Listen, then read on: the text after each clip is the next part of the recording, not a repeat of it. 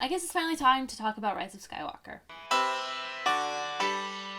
Hey, I'm Amy and welcome back. Yes, I'm in my childhood bedroom again. I am traveling, I'm with family, that's why this review is a little bit late, but I did do a very spoiler-filled discussion, reaction with some friends. You can check it out up there. I talk so much more in depth than what I'm going to be doing here today about a lot of different things because this is going to be a fairly spoiler-free review, even though it is a week late. I'm just going to talk about some of my surface level thoughts about this and my overall feelings on this specific episode compared to the rest in this trilogy, and not necessarily a trilogy as a whole, but maybe how this trilogy stacks up to the prequels and the originals. This was an episode that I was very excited about. A lot of people are very excited about because it's the end of the Skywalker saga as we know it. I mean, there probably could and will be an extension of this. It will probably keep going. Disney and Lucasfilm want to make that money, so it's going to keep going. But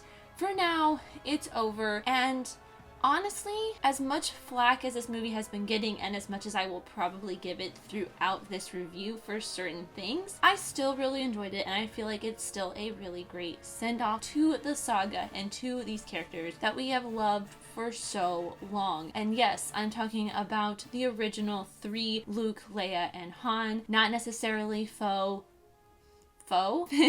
Rey, and Poe. I still enjoy their characters, especially after The Force Awakens. I know in my review for The Last Jedi, I said I really enjoyed it, but after I rewatched it, or I don't even know if I rewatched it after thinking about it, I was like, I don't know if I really like this as much as The Force Awakens, but compared to this one, and contrary to what I say in the spoiler review, after thinking about this for a solid 5 days, my thoughts on The Rise of Skywalker have changed slightly. My ranking of the three in this new trilogy have changed a little bit. So I would go probably in the order, like ranking wise, the order that they have been released, but Last Jedi and Rise of Skywalker are tied a little bit because I wasn't too fond of a couple scenes in The Last Jedi, and then after thinking about it long and hard for the past 2 years, I really liked what they did with Rey's character, making her a nobody. And there's issues that I have in the Rise of Skywalker where they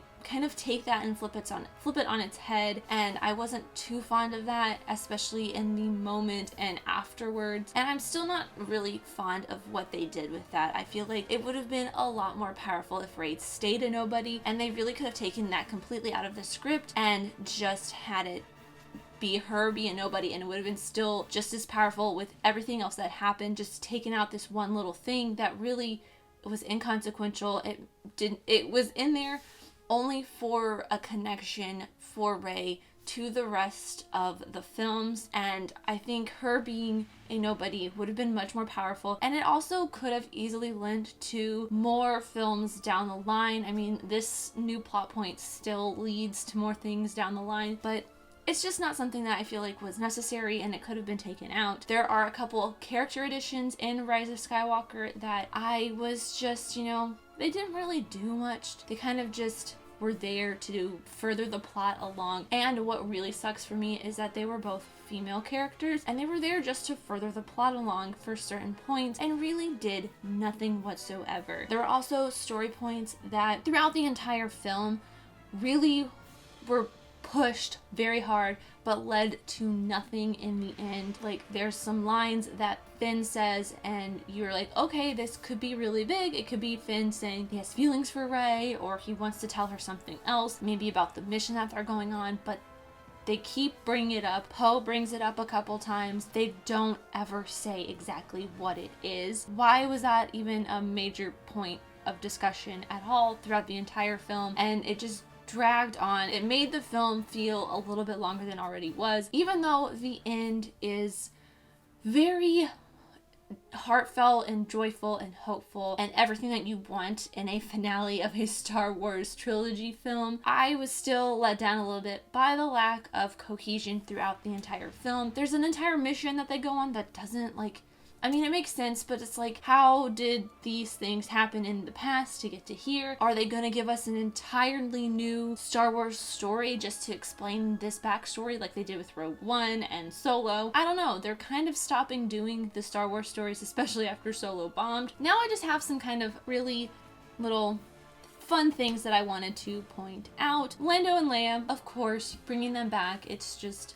so heartwarming and then heartbreaking for Leia. Like, seeing Carrie Fisher on the big screen after so long was very, very hard. I did kind of tear up a little bit. I was with a couple friends who are like massive Star Wars fans, and they were crying a lot. It's not just because of Leia, but throughout the entire film. There were moments throughout this where I thought it was going to end up being Poe and Rey getting together. It seemed like they were trying to build up some romantic chemistry or tension between the two of them that just really didn't do anything or go anywhere. It was very weird and awkward, and leads into a little bit of a thing that I have with this movie I will talk about in a second. There were a couple scenes though that I absolutely loved. All of the Force communication between Rey and Kylo Ren were fantastically well shot. The cinematography on those sequences was amazing, especially the switching of perspectives. The way that they switch those perspectives is really well done with the rotating camera. They do that a couple times, and there is a lightsaber fight on